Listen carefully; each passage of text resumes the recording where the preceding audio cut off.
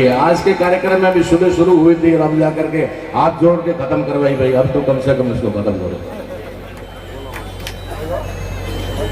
हम लोगों को एक जुनून के साथ, एक जोश के साथ और अपने समाज के अंदर जिस तरीके का हमारा कल्चर संस्कृति है उसको अपनाते हुए हमें एक वैचारिक क्रांति की भी आवश्यकता है। और वो वैचारिक क्रांति जो हम लोगों ने पिछले 25 साल से की है, यहां के तमाम बूढ़े बुजुर्ग लोग जानते हैं।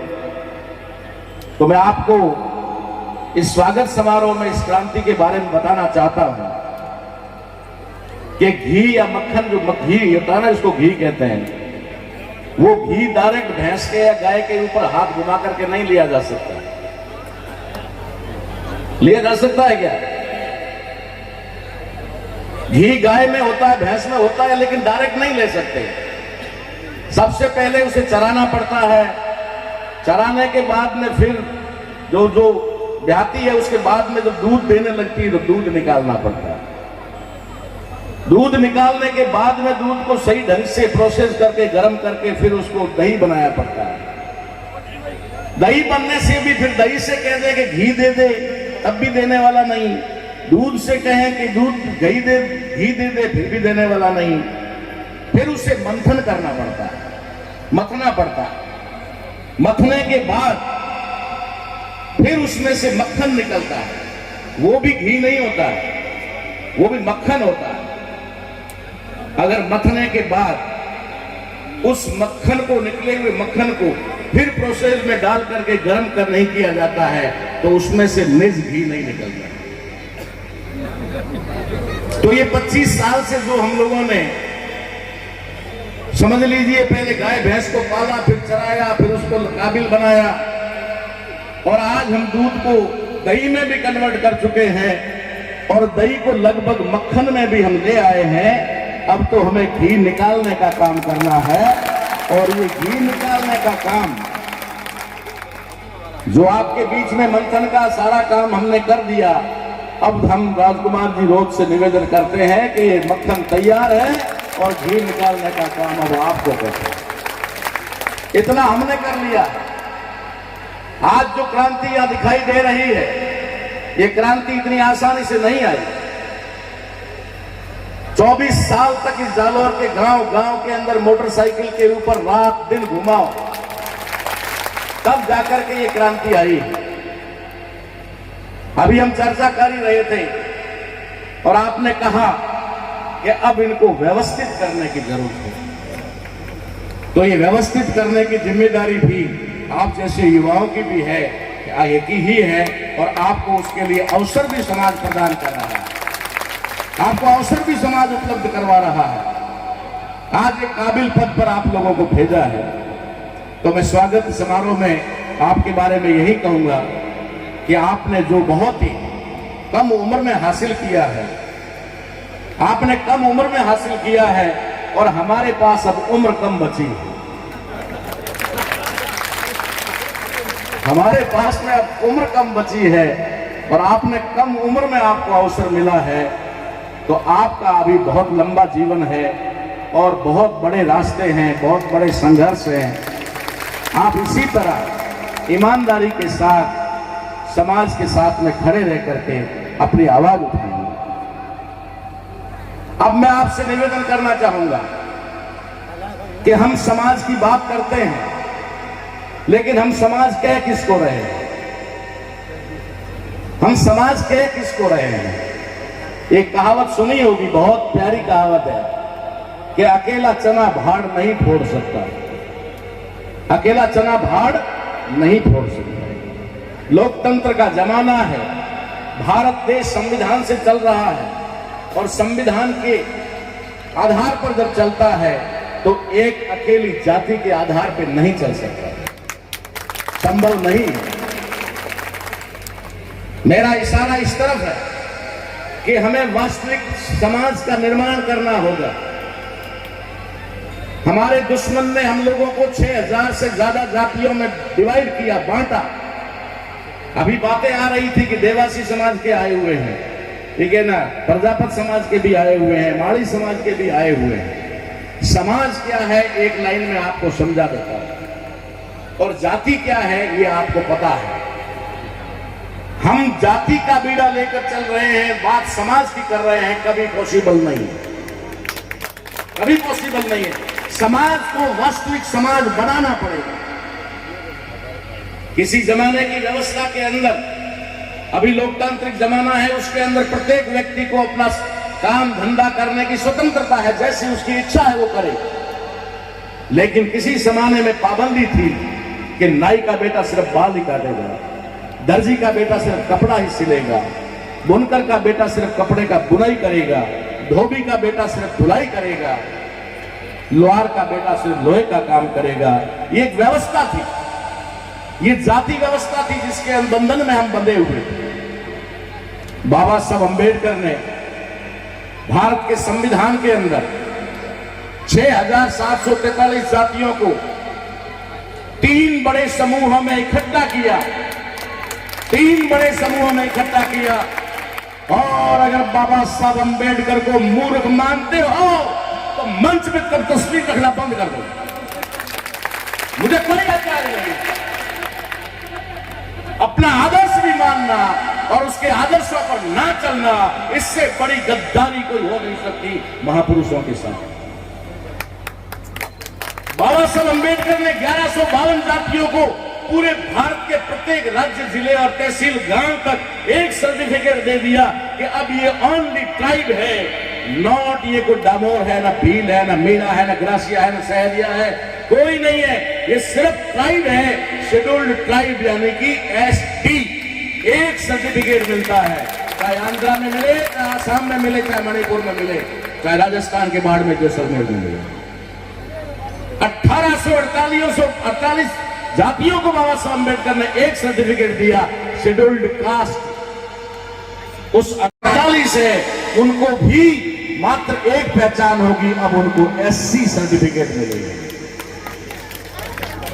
तीसरा, जब उनको अवसर नहीं मिला और उसके लिए उन्होंने कानून मंत्री से इस्तीफा दिया और उन्होंने आयोग बिठाने के लिए सरकार पर दबाव बनाया और काका कालेलकर का आयोग बना, वो नहीं चला।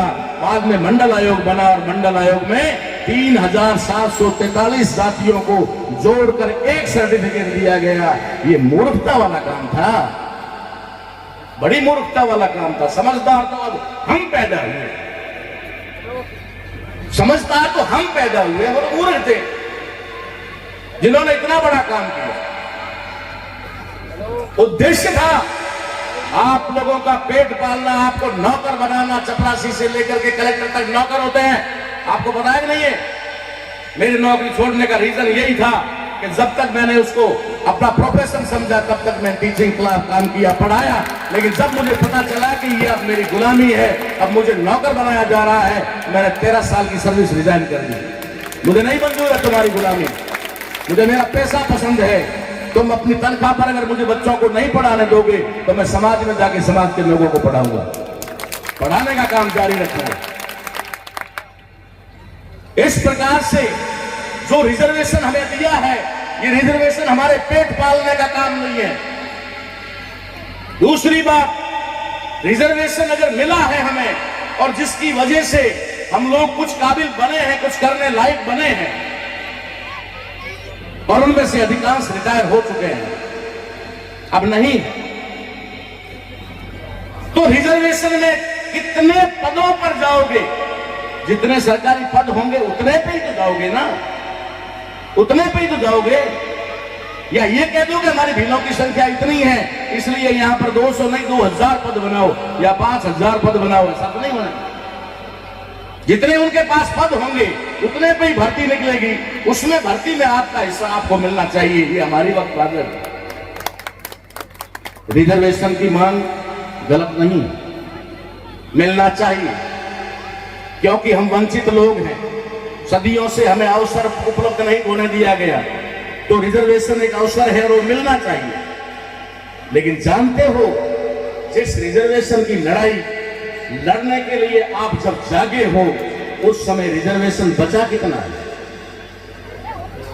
एमपी साहब, खाली एमपी साहब तो अभी बने होंगे, लेकिन पहले विधायक भी रहे, 5 साल उन्होंने भी बहुत कुछ किया, उससे पहले पढ़े भी होंगे। आज रिजर्वेशन है कहां जिसकी आप लड़ाई लड़ रहे हो? 90% महकमे प्राइवेट कर दिए गए हैं, निजीकरण कर दिया गया है, और वहां पर तुम्हारा कोई रिजर्वेशन लागू नहीं है। जहां पर वो नहीं कर सकते थे प्राइवेटाइजेशन, सरकारी महकमे, पंचायत समिति हो गया, ग्राम पंचायत हो गया, कोई और चीज हो गई, हॉस्पिटल हो गया, वाटर वर्क्स हो गया, वहां पर उन लोगों ने संविधान लागू कर दी, तुम्हारा रिजर्वेशन खत्म कर दिया।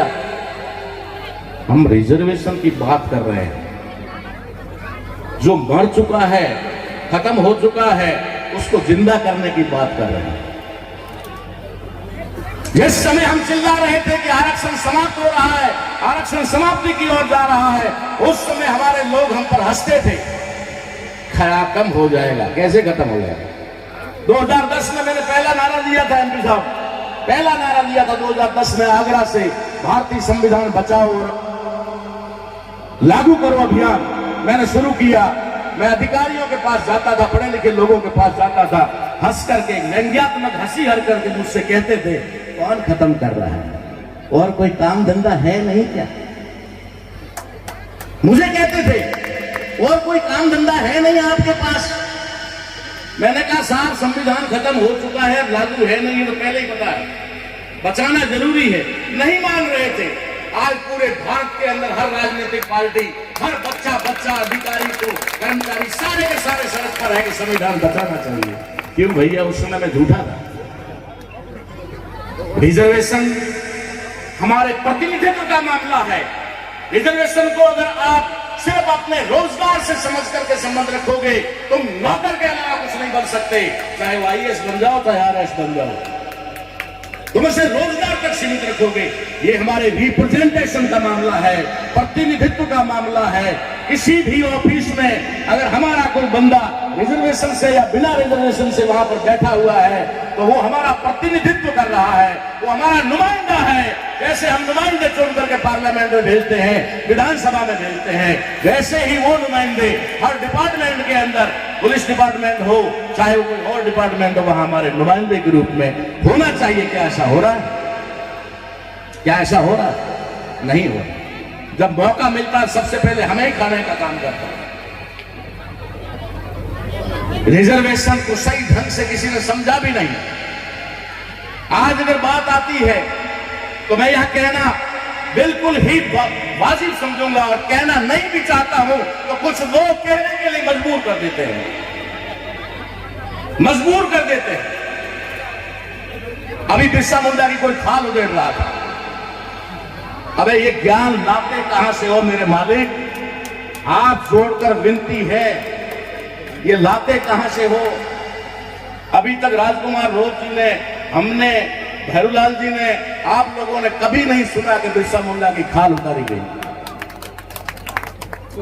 उनको जेल के अंदर, पुलिस थाना अंदर जेल होती थी, वहां पर जहर दिला करके, जो दातुल कुल्ला करने का पानी दिया जाता था, उसमें जहर मिला करके दिया और उनकी हत्या की।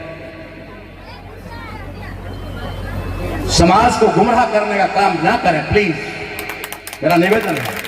मैं बार बार कहता हूं, मुझे एक भी डील मेरे साथ नहीं चाहिए, नहीं चाहिए मुझे मेरे साथ में, लेकिन गलत समझौता कभी नहीं करूंगा, कभी भी नहीं करूंगा। समाज को साथ जाने नहीं, गलत रास्ते पर जाने नहीं दूंगा, नहीं जाने दूंगा। मैं बात कहे बिना नहीं रहूंगा।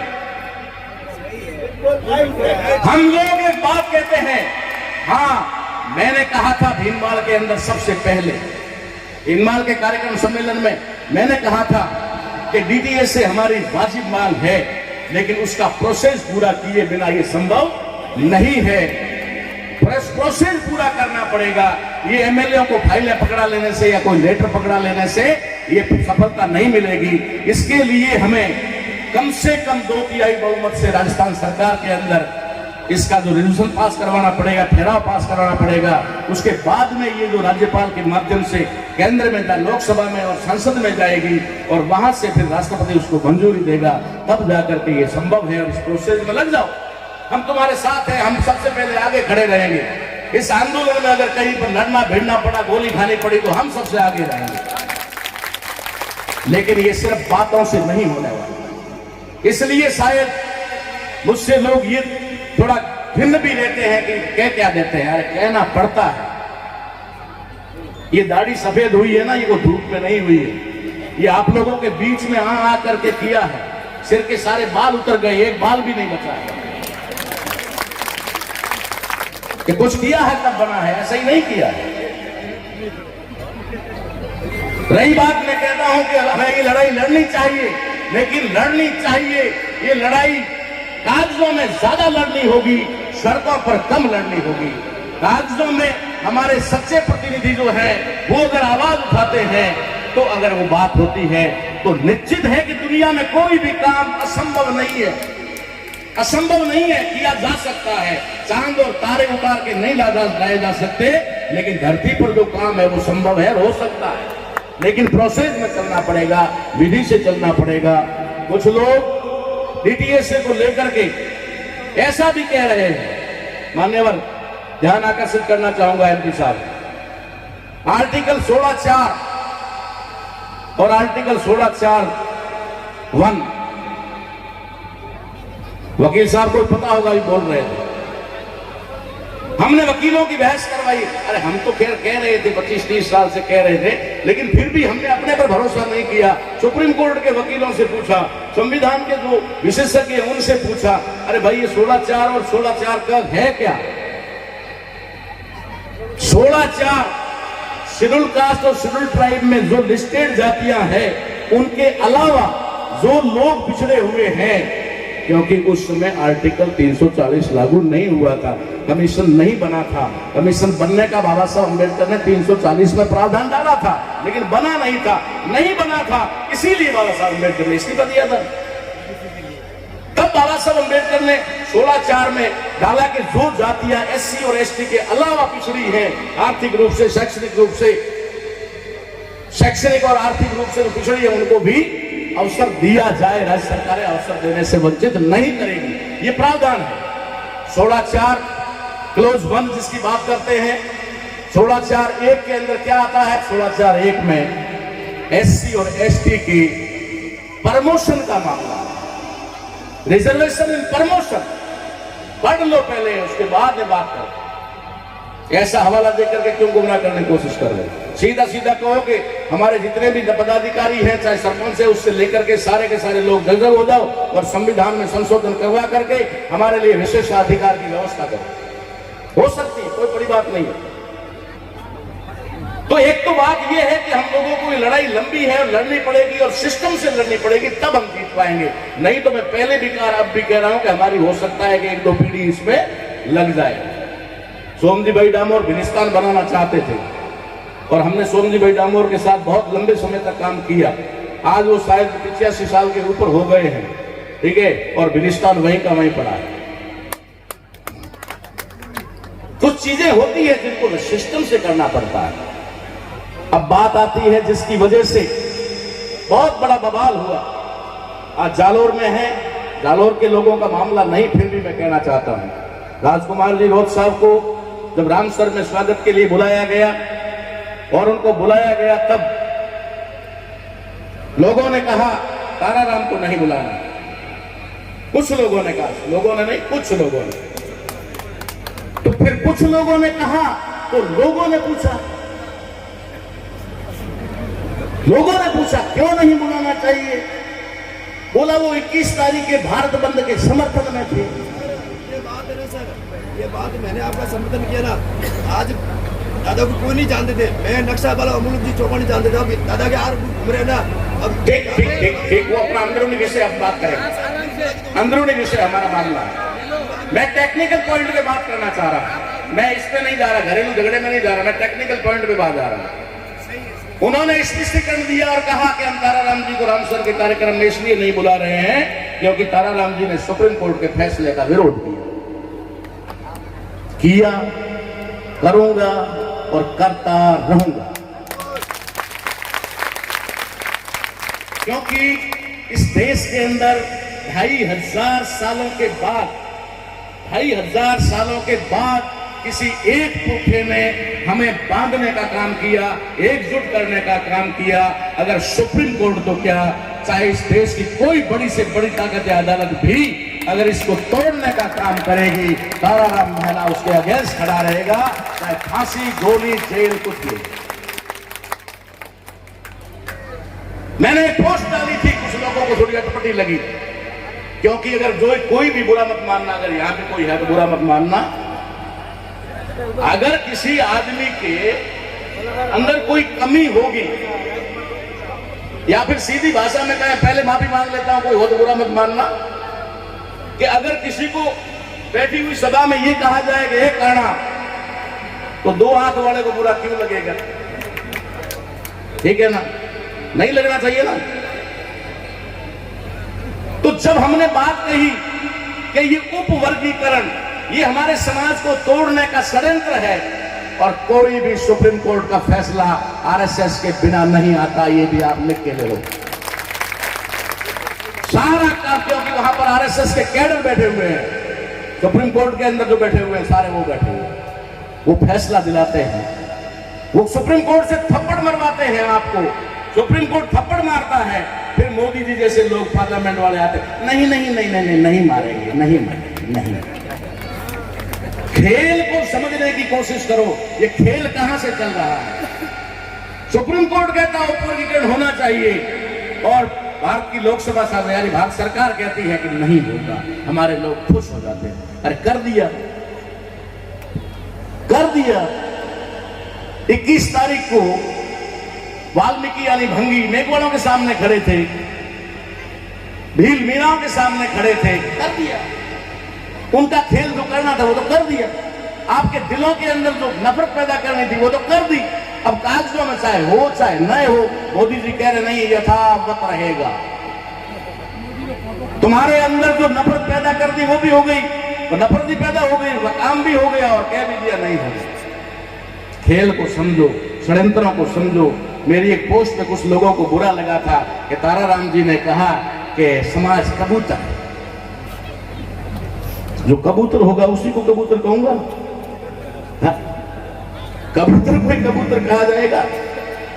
मैंने एक एग्जांपल दिया कि कबूतरों को चुग्गा तो दिख रहा है, लेकिन जाल नहीं दिख रहा है। और चुग्गा डालने वाला चुग्गा कोई देने के लिए नहीं डालता। शिकारी जब चुग्गा डालता है ना, तो जाल पहले बिछाता है। तो हमारे दुश्मन ने जाल बिछाया, जाल बिछा करके फिर चुग्गा डाला, और हम लोग कह गए नहीं अब हमें मिलेंगे। अच्छी बात है, मिलना चाहिए। फिर एक नारा और छोड़ दो, एक नारा और छोड़ दो, जय जोहार का नारा है, भारत देश हमारा है। इसमें थोड़ा परिवर्तन कर लो। क्या परिवर्तन करना होगा आपको? परिवर्तन करना होगा, जय जोहार का नारा है, जोधपुर पाली संभाग हमारा है। कर दो, मंजूर है तो करो। बात देश के हुक्मरान होने की करते हो, फक्र महसूस करते हो कि हम देश के मालिक हैं। अरे आपको आज एक बहुत बड़ी बात कहता हूं, शायद ये विवादित धरती है, फिर विवाद खड़ा हो जाएगा। यहीं से सारे विवाद खड़े होते हैं, उसके बाद में भी आयोजक पता नहीं क्यों मुझे बुला लेते हैं। मैं कहता हूं आज भारत के अंदर रहने वाले डीएनए के आधार पर विदेशी यूरोप जो यहूदी हैं, उनके अलावा सेम डीएनए की जितनी भी कास्ट जातियां हैं, वो पूर्व में कभी न कभी भील थी। बाल काटा नाई बन गया, कपड़ा काटा दर्जी बन गया, लोहे का काम किया लोहार बन गया, लकड़ी का काम किया सुथार बन गया। उससे कोई बदल नहीं गया, काम बदला है, डीएनए नहीं बदला, डीएनए नहीं बदला, काम बदला है। हमारा डीएनए सबका एक है। यहां पर हमारे बाड़मेर जालोर के अंदर 56 कौम है, उन 56 कौम का और पूरे भारत की 6743 जातियों का डीएनए एक है, खून एक है।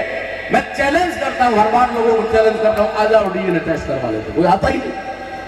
अभी राजकुमार जी ने भी डीएनए भेजा भी और कहा टेस्ट कर लो भाई, तो कोई करता ही नहीं है, कोई करता नहीं, क्योंकि उनको मालूम है कि डीएनए बहुत खतरनाक है, इससे मामला रफा दफा हो जाएगा। तो मेरा आपसे निवेदन है कि ये जो फैसले हैं, इन फैसलों के पीछे एक छुपी हुई साजिश रहती है। आप भोले भाले लोग हो, आप किसी के बातों में आकर के मान लेते हो कि ये तो हमारे फायदे का मामला है। अगर आप कहेंगे कि भीलों को अलग से अलग कर दिया जाए, तो आप ये नहीं मान रहे हैं कि जो 12% आपको मिल रहा है वो आपको सिर्फ 5% में सीमित हो जाएगा बाड़मेर और जालोर में। 12% राजस्थान में जो रिजर्वेशन है ट्राइब का, एसटी का, वो डूंगरपुर, बांसवाड़ा, भीलवाड़ा से शामिल करके जहां 90% और 80% आबादी है वहां को शामिल कर करके मीणाओं को, ग्रासियों को, शहरियों को मालूम करके है। अब कर दो सबको अलग अलग जाति वाइज, फिर जालोर और यहाँ तो भील को 5% भी नहीं है, फिर आपका रिजर्वेशन 5% पे आकर के अटक जाएगा 12 की बजाय। हमारा नुकसान होगा या फायदा? हाँ, मैं इसके लिए कोई सरकारों की तारीफ नहीं कर रहा। सरकारों की जिम्मेदारी थी भारत के संविधान के आर्टिकल 45 के तहत कि उन बच्चों को निःशुल्क और अनिवार्य एजुकेशन दी जाए। निःशुल्क और अनिवार्य फ्री एंड कंपल्सरी एजुकेशन का प्रावधान संविधान में है। अगर सरकारों ने सौतेला व्यवहार न करते हुए भीलों के लिए भी शिक्षा के प्रबंध कर दिए होते तो वो भी कंपटीशन फाइट करने लायक हो जाते, और उन लोगों में भी। लेकिन वो जानबूझ करके कुछ लोगों को वंचित रखते हैं। उन्होंने जानबूझ करके मीणाओं को आगे लाया, और जब मीणाओं ने ये ऐलान कर दिया कि अगर मीना घर बैठ गया तो सरकार पूरी जाम हो जाएगी, सचिवालय में हम हैं, ठीक है ना, सरकारों में हम हैं, बैंकों में हम हैं, रेलवे में हम हैं, LIC में हम हैं, तो उन्होंने कहा कि हो सकता है कि मीणाओं में घमंड आ गया है। इसलिए उन्होंने क्या किया, उन्होंने गुर्जरों को खड़ा किया और कहा कि मांगो मांगो। तो गुर्जरों को पता नहीं था कि मिलने वाला नहीं है, लेकिन मांगने का कहा तो मांगने लग गए। 72 गुर्जर गोली से मर गए, कई लोग जेलों में चले गए। सारा खेल हुआ, उसके बाद में पता चला कि ये तो नहीं हो सकता। तो कहीं ऐसा ना हो, इसलिए एक तो बंटवारे के हम लोग तो कभी विपक्ष में नहीं है, क्योंकि समाज को बड़ी मुश्किलों से जोड़ा जाता है। रिजर्वेशन एक ऐसी जाजम है, रिजर्वेशन जो ओबीसी को भी बाबा साहब ने दिलवाया, वो और SC ST सब मिलकर के एक आरक्षण की जाजम पे एक जगह बैठ सकते हैं, उनका भाईचारा निर्माण हो सकता है, ऐसी उनकी भावना थी। इसलिए उन्होंने वो मेहनत की थी, और आज हमारा दुश्मन हमें तोड़ने में लगा हुआ है और हम उनका समर्थन और स्वागत कर रहे हैं। तो धन्यवाद, आपका ऐसा स्वागत करते रहिए, ठीक है ना। हमें कोई ऐतराज नहीं है, किसी प्रकार का ऑब्जेक्शन नहीं है। जाति का वर्गीकरण ये हमारे समाज के लिए आने वाले समय में बहुत ज्यादा घातक होने वाला है बाबूजी, बहुत ज्यादा घातक होने वाला है। आज उसके परिणाम हमें नहीं दिखेंगे, इसलिए आप लोग सबसे ज्यादा, लास्ट बात कहता हूं कि सबसे ज्यादा जो जरूरत है तो अपने अंदर अवेयरनेस, जागृति लाने की और अपने बच्चों में एजुकेशन लाने की। अगर ये 2 काम हम कर लेते हैं तो हमें दुनिया में कोई पीछे नहीं रख सकता। अभी भाई कह रहे थे कि हम पहाड़ों को तोड़ देते हैं, जहां पहाड़ थे वहां हमने गड्ढे कर दिए बड़े बड़े, और जहां पर कुछ नहीं था बड़ी बड़ी इमारतें खड़ी कर दी। ये भीलों से ही संभव हुआ है, ठीक है। तो अगर हम लोग अपने हक की लड़ाई लड़ेंगे, लेकिन लड़ना आपको वे में पड़ेगा, रास्ते में पड़ेगा, ऐसे नहीं हो पाएगा। मैंने थोड़ा शायद दोस्त कह दो या गुस्सा कह दो, माफी चाहूंगा। हाँ, उनको जाना भी है, मैं थोड़ा क्या कह सकते हैं इमोशनली बात पे आ गया, इसलिए माफी चाहता हूं कि समय थोड़ा ज्यादा ले लिया। लेकिन इतना मेरा निवेदन आपसे आखिर में जरूर है कि समाज के लिए लड़ूंगा, लड़ता रहूंगा, लेकिन कभी भी समाज को गलत दिशा में नहीं जाने दूंगा। चाहे उसके लिए मुझे समाज का विरोध भुगतना पड़े, चाहे कुछ लोगों का विरोध भुगतना पड़े, चाहे मुझे दुश्मन की हर सजा भुगतनी पड़े। धन्यवाद। बिल्कुल शानदार, जोरदार करते धन्यवाद से आभार व्यक्त कीजिएगा। बिल्कुल शानदार।